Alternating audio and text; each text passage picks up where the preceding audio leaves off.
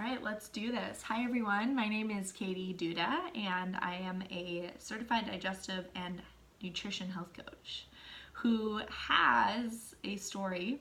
Everyone has a story, but my story is a little bit unique because well into the first year of me practicing as a health coach, I had this little hidden secret that I was so afraid to tell my clients, and I was so afraid to tell my audience of that. I struggled for 3 years without getting a period.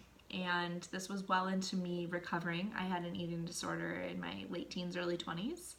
And then I was on the pill for almost 10 years. So I went on the pill right when my anorexia started, about 18, 19, and then I came off it around 25 years old after reading the book called The Woman Code and realizing the importance of naturally being able to menstruate and how much the menstrual cycle tells us about our overall women's health.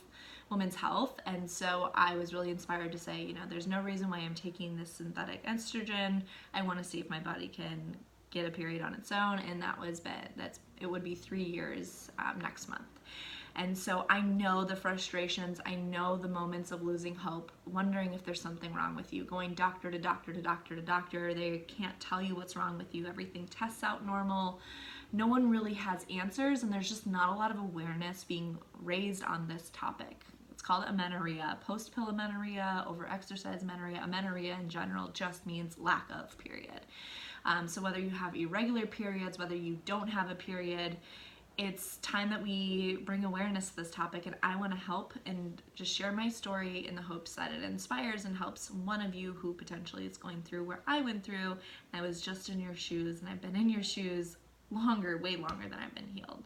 So I hope that this video serves as just a little positive note of encouragement. I want to share my tips and tricks for what I did to help get a period back naturally, and what I think helped obviously stimulate a period back. So when I came off the pill at 25, during that year was still very much, while I had put the weight back on, like maybe 30, 40 pounds since I was really underweight, I was still very thin, and I was extremely stressed out. I was like running on all ends, burning up both ends of the candle in a very high stressed, high powered corporate job where I was like really trying to please everyone around me and had these crazy targets and goals that I had set for myself. It's all internal pressure, right? And so I was killing at my corporate job. I had just bought in a condo. I was working out like intensely, like probably 45 to an hour a day, because that was my therapy. And so that was really hard for me to, you read on blogs and on the internet to cut back on your exercise, obviously to put on the weight. And I thought that I had the healthy weight on. I was probably about 120 pounds or something, but that was obviously still looking back very thin. And your body always, it tells you. So if you're not getting your period, that means that there's still something wrong. And I was just really in denial about that. And so that first year, I really just was like told it takes a while for your hormones to get back up and regulated, and that is true. So I didn't think really much the first year. Honestly, I didn't put much focus behind it. And then going into the second year, I started to really say like, okay, wow, it's been over a year. This is kind of seems like a lot of time. And that was year 2 was when I moved out to San Francisco, and there was so much change going on, and I was planning my wedding, and I was still very much like into all things clean eating. Like there was good foods, there was bad foods. I didn't ever really just like let myself intuitively guide me on what I wanted to eat and how to, obviously if I was craving something warm and nourishing, how, you can make some simple swaps to make it a little bit more of like a whole foods based meal versus going for the quick processed carbs. And I knew that, but I still wasn't really allowing myself to eat intuitively. It was like, I thought I had to have a smoothie every morning. I thought I had to have greens at every single vegetable. I thought I had to have, chicken and low fat, and just still super restrictive. So looking back, I still definitely had some eating issues and disordered thinking, and then also the exercise I really wasn't able to give up. So being into a new environment, that was obviously stressful, trying to get into my groove in San Francisco, adapting to learning adapting to learning to live with John for the first time. All of that was super exciting, but there was a lot of things going on. And so the second year, I would say like around 2.5 years in, so like the beginning of this year, I really said, okay, this is crazy. This has been, I'm going into my 28th year around the sun, and I, would be silly to not admit that we're starting to think about kids in the near future. And, you just start to wonder, like, am I gonna be able to have kids, right? Like all of those thoughts start to like illuminate in your mind, and it starts to get a little scary. And so I really wanted to take the holistic approach. I didn't want to go back on the pill. And when I went to traditional Western conventional OBGYNs, they said, all that we have in our toolkit is to tell you to take the pill. And I knew that that was really just putting a band-aid on the bigger issue potentially that was going on with me. And I said, hey, look, I feel like I've really started to take a mindfulness approach. I've really like shut down technology at 8 p.m. I've lessened the load in terms of the pressures that I put on myself. I became super, super clear on the types of friends that fill me up, the types of friends that deplete me, the types of family members that fill me up, the types of family members that don't, and drawing boundaries in my life. Like going into 2019, I was like, this is the year of no BS. This is the year where I say this is what I want in life, and if anything like either raises my vibration or it brings me down, like if it brings me down, it doesn't help my bank account, it doesn't help my personal growth or my confidence, like it's just a no. So I became very comfortable with the answer no, it being a complete sentence. I became very comfortable getting 8 full hours of sleep. I really prioritized sleep. If I didn't get my restorative sleep, then the exercise was a no. I would get a walk-in or something later in the day, but I wouldn't be getting up at 4 in the morning. So I really adjusted my sleeping patterns. I really adjusted my stress levels and negative thoughts that I put into my head, and I really started to just take it super seriously. I also started obsessing about books, and one book that really stood out to me was called, I'll link this below, but it's called why am I blanking on it? It's by Jolene Brighten, and it's her, post-pill, everything like that you need to know about post-birth control and like the truth about the pill or something. I don't know, I'll link it below, but that was really eye-opening, and like all of the things that you don't think about that are probably causing you to not have a period. So I went to probably over like 6 different doctors, 4 of them being functional doctors and 2 being conventional OBGYNs. And no one could really tell me what was wrong. I started going to acupuncture by a recommendation of my friend Katie, who was going through a very similar journey as me, and was paying crazy amounts of money for acupuncture and just regulating my hormones because they specialize in fertility. So I definitely think that being consistent with acupuncture really was imperative. I was going sometimes 3 or 4 days a week because it's right down the street from us, so we have that option, which is really, really nice.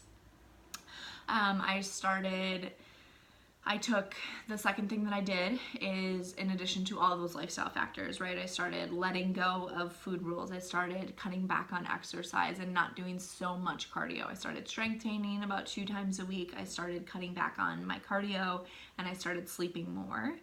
And really getting clear on like, why do I still feel this need to exercise so much? Why am I still holding on to this idea of this body image, and really like facing those limiting beliefs that I had head on, and starting to rewire my brain. I started being a little bit more vocal about it with my audience and with you guys, and realizing that it's a really prevalent issue that's just not talked about, and realizing like, wow, this is something that is so important, right? Like the period is one of 2 ways that the female body fully is able to purge and detoxify, that and having a baby. And it's so imperative about and indicative of what our overall health status is. And so it's so important, and stress and feeling this need to always like look this certain way, and all these rules that we put on ourselves, all of those things definitely are taking a toll on your hormones. So the second big thing that I did in addition to acupuncture was I got my gut, my hormones, my adrenals, and my thyroids all tested. So I invested in an at-home test kit through a company called Equilibrium Nutrition. Dr. Stephen Cabral Concept podcast. I've been listening to him daily. He gives you daily podcasts that are just amazing, amazing information. And I became like obsessed, and I finally invested in the test, and I worked with their health coach and going through it on my hormone levels and realizing where do I need to supplement to get those back in line. So that definitely helped. And I would say at the point of supplementation, that was around June of 2019, and I got my period on Thanksgiving this year of 2019. So it was almost 6 months of being obsessive about saying no, being obsessive about sleeping, being obsessive about my supplements, being obsessive about letting go, like having a slice of pizza now and then, it's okay. Eating warm, nourishing foods, working with my acupuncturist, Justin, on like cold is just, it's no. So like cold, super cold smoothies, first thing in the morning, cold water, like those constrict your blood flow. And we're all about warm water and warm, nourishing foods like soups and curries and just warm stir fries and warm oats, chia seed pudding, etc. Like you have to rework the way that you thought you had to eat and say like, this is genuinely actually what my body was craving anyway. So it all worked out, and just really letting go and realizing like being able to potentially conceive a child down the road is far, far, far more beneficial and brings me much more joy than ever even tried to get one more extra workout in. And I know that's really, really hard. So, it takes a long time for you on your own journey to come to those terms of like, ultimately, what's your make or break? What's your non-negotiables? Why is this important for you? Is it important for you to get your period back? And I really encourage you to like research and read the books and the information and resources that I put below on why it is so important to have your period. So I also got this tattoo 3 weeks before I got my period, and this is just declaring like publicly, although I'm all very open about my faith, but and just how Jesus healed me through my eating disorder, and like always there, even on the most broken days, like he sees us as so loved, and so always has a plan for us. And so I definitely think that he, was a huge part of my healing and like put me through this 3-year journey so that I went through all of this learning and discovery about myself. And then when I was finally able and ready and accepting to just fully surrender and let go of the need to work out, let go of the need to be so perfect in my job, let go of all of those things and just intuitively let him guide me through, I was able to get my period again. So anyways, I hope that this video helps anyone who is out there struggling in the exact same shoes that I was in just a few months ago, and to stay strong. And if you need any extra help or resources, please reach out to me. I'd like to say that I know a thing or two, because I've definitely been there for very, very long. So don't lose the faith, don't lose hope. Definitely ask for help and get tested, get to the bottom of what's going on with your hormones and start, if you need some extra help in supplementation, like you likely do, if you need to see a therapist for mental relief, like you might as well. Like we are all human, and we need to rely on each other and remove the stigma that, we have to just be perfect and keep all of our insecurities and flaws hidden. So I hope this video helps. Sending so much love to you all. Wishing you all a very, very, very Merry Christmas, Happy Holidays, and a wonderful kick-ass 2020.